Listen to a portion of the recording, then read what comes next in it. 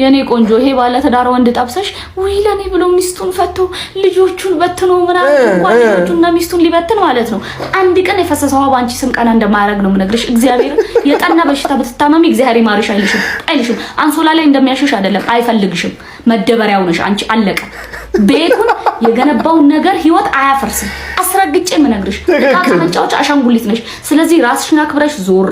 እግዚአብሔር ለኔ ትዳር ስጠኝ ጥሩ ብለሽ መጸለይ ነው እንጂ ሰው ትዳር ላይ ውጥ አትበሉ። ትዳር መሃል አትግቡ። አያምርም። ራስን ማዋረድ ነው፣ ጀብድም አይደለም። ባለጌ አሬ እዚሽ ልጅ ንግግር በዛብኝ። አረ መልካምነቷ በዛ። እንደዚህች አይነት እኮ በቃ ሪዝነብል የሆነ ሰው ማህበረሰባችን ላይ ቢበዛ እስካሁን ራሱ እኛ የደረስንበት ራሱ መጥፎ ደረጃ እንደ ውድ ቤተሰቦች ተመልሼ መጥቻለሁ። ተመልሼ ስመጣ እንግዲህ ምን አለ መሰላችሁ ማለት ነው እዛ ሰፈሮች በመጀመሪያ ደረጃ ለውሽሚት የትኛው ነውር ነው የትኛው ነውር አይደለም የሚባል ነገር ለይታ እንድታቅ ደግሞ በደንብ እወቁልኝ ማለት ነው። በዚሁ አጋጣሚ ማለት ነው አላችሁ አዳዲስ ፍየሎች ማለት ነው ፈቷ ሳጥባችሁ ከምትልኩ ይሄ የተዘፈዘፈ ጡትዋን ማለት ነው ጡት መያዣ ብትገዙላት ምን አለበት? ገባችኋ? እና እሷ የምትሰራው ስራ በአለማችን ያልታየ ስራ ነው። ገባችሁ አይደል? እሷ ማለት ሩታ ማለት ለፍቅር አልቅሳ ብትመጣ ለፍቅር ነው እንጂ እንደሷ ባለ ትዳር የሆነ ወንድ ትዳሩን አፋትታ ከልጁ ጋር ለይታ እንድትወስድ አይደለም። በዚሁ አጋጣሚ ልንገራችሁና ሩታ አልቅሳም ብትመጣ ለምናም ብትመጣ ስንት ህዝብ ቀይራለች ማለት ነው። አብርሽን ቀይራለች። አብርሽ የተቀየረው በሩታ ነው። ካላህ በታች የተቀየረ በሩታ ስም ነው። ልንገራችሁና ማለት ነው ሚዲያ ላይ የተተዋወቀው በሩታ ስም ነው ማለት ነው። ማንም አያውቀውም። ይሄንን ነገር መክዳድ የለባችሁ ማለት ነው። ውሽሚት ከመጣች በኋላ አብርሽ ምን አይነት ለውጥ አየ? እስቲ ንገሩኝ ማለት ነው። ስድብ ነው የተሸከመው፣ እርግማን ይሄንን ነው የተሸከመው ማለት ነው። ሲቀጥል እኔ ይኸውላችሁ በሩታ ህይወት የተማርኩት ነገር ቢኖር አብርሽ በሩታ ላይ ጨካኝ ቢሆን በጣም የሚስትነት ክብር እንኳን ባይሰጣት ኦዲየንስ ግን ክብር ይሰጣታል። እውነቴ ነው የምላችሁ። ይሄንን ዋጋ የከፈለችው ለአብርሽ ነበረ። ያለቀሰችውን ፍቅር ስለነበረባት ነው። አንዳንዴ እውነቴ ነው የምላችሁ በራሳችሁ እንደምታፍሩ ነው ያየውበት ማለት ነው። አንድ ሰው በራሱ ከተተማመነ እኔ ማን ነኝ እማረገው ነገር ትክክለኛ ነው ወይ ካለ ጀስት እንደ ሩታ ያደርገዋል። ሩታ በማንነቷ የምትኮራ ጠንካራና ጎበዝ ልጅ ናት። ማንንም የማትፈራ ምንም ነገር ብታረግ ማለት ነው። በዚህ ጉዳይ በትልቅ ነገር እንኳን ቢወራበት በትልቅ ሚዲያ እንኳን ቢነሳ የሩታ ያደረገችው ነገር በጣም መልካምና አስገራሚ ነገር ነው እንጂ አንገትን የሚያስደፋ ነገር አይደለም። እስቲ ከሩታ ከሰራችውና ውሽሚት ከመሰራችው ስራ አነጻጽሩት። ምንድነው የትኛው ነው? አንድ ሰው ማንኛውም ምንም ነገር በሌለው ሰዓት አብርሽ እንደዛ አመዳም በሆነ ሰዓት አፍቅሬሃለሁ ወድጄሃለሁ እና ብላ መምጣቷ ይሻላል ወይስ ባለትዳር ሆኖ ሀብታም ሆኖ እርጉዝ እያለች ሚስቱ አይ ሚስትህ ትቅርብህና ለእኔ ላድርግህ? የሰው ባል እኮ የሰው ነው። ነገስ እሷን እንዴት እንደሚኖሩ በምን ታውቃላችሁ? አብርሽና ሄርሜላ ማለት ነው። በዚሁ አጋጣሚ አብርሽ እውነቴ ነው ማለት በትልቅ እንጨት አይነካት፣ በትልቅ እንጨት ማለት ነው።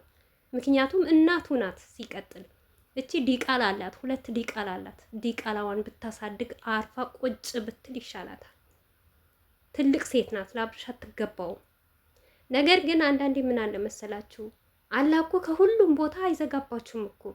አብርሽ ለዚህን አክል ብላ ለሱ ዋጋ ስለከፈለች ለሱ ስላለቀሰች ዛሬ በማንም አፍ እንድትጠራ ማንም መጥቶ አፉን እንዲከፍትባት አይፈቅድም ነበር።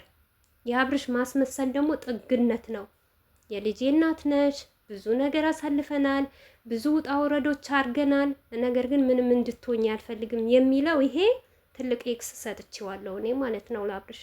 ምክንያቱም ቢጨነቅላት እንደዚህ አይሆንም ነበር። እውነት የልጄ እናት ናት ቢል እንኳን ቢፋቱ ይሄንን አሳልፎ ለአቤላም ሆነ ለውሽሚት ይሄንን ነገር ስሩ አይሏችሁ።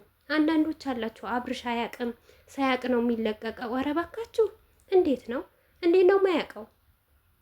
ቪዲዮ ለማይጭን ሰው ይሄን ለነሱ ሂዳችሁ አስረዱት፣ ለኛ አይደለም። በመጀመሪያ ደረጃ ስለ ቪዲዮ እስቲ ትንሽ ነገር ልንገራችሁና ማለት ነው ቪዲዮ እኛ ጋር ሲመጣ እንደዚህ ሆኖ ቀጥ ብሎ አይደለም የሚመጣው። ነገርኳችሁ አይደል? ተቆራርጦ ተስተካክሎ ነው የሚመጣው ማለት ነው። የሁላቸውም ካሜራማን አንድ ነው። ልንገራችሁ ነው ማለት ነው። ታምሌት የሚሰራ ካሜራማን አንድ ነው። በዚሁ አጋጣሚ ዋና ዋስትና የሚወስድ አብርሽ ነው። አብርሽ ቪዲዮ አይቶ ተመልክቶ ይሄንን ነገር ይስባል ወይ ተመልካች ብሎ ነው አብርሽ ይለቀቅ ከተባለ ነው የሚለቀቀው። አሁን ከትላንትና ወደ አቤላ ሩታን እንደዛ ያላትን አልቅሰሽ መተሽ ነው አልቅሰሽ ትሄጃለሽ ያላትን ቪዲዮ አላየው ራሱ ነው ኤዲት ምራ ያደርገው ማለት ነው። ግን ሩታ አልወደቀችም። በዚህ ደስ ያለኝ ነገር ቢኖር እኔ ምክንያቱም ህዝብ ሁሉ ያውቀዋል። ፍቅር ጸጋ ነው፣ መፈቀር ጸጋ ነው። ማንም ተፋቅረን እኮ ነው ለዚህ ደረጃ የደረስነው አይደለም እኛ ወጠጤዎች። የዛሬ ከድሮ ከእናት ከአባታችን ተጀምሮ ተዋደው ተፋቅረው ተፈላልገው ነው እኮ አንድ ላይ የሆኑ እኛንም ለዚህ ደረጃ ያደረሱት ማለት ነው። እናም በዚሁ አጋጣሚ ውሽምት የምትሰራው ነገር ነውርና ቆሻሻ እንደሆነ እወቁ ማለት ነው። ገባችሁ አይደል? ሩታ ምንም አይነት ነገር ብሰራ መጥፎም ነገር ብሰራ ለፍቅር ነው እንጂ ለገንዘብ አይደለም። ሩታ ገንዘብ አይገዛትም ልንገራችሁና ማለት ነው።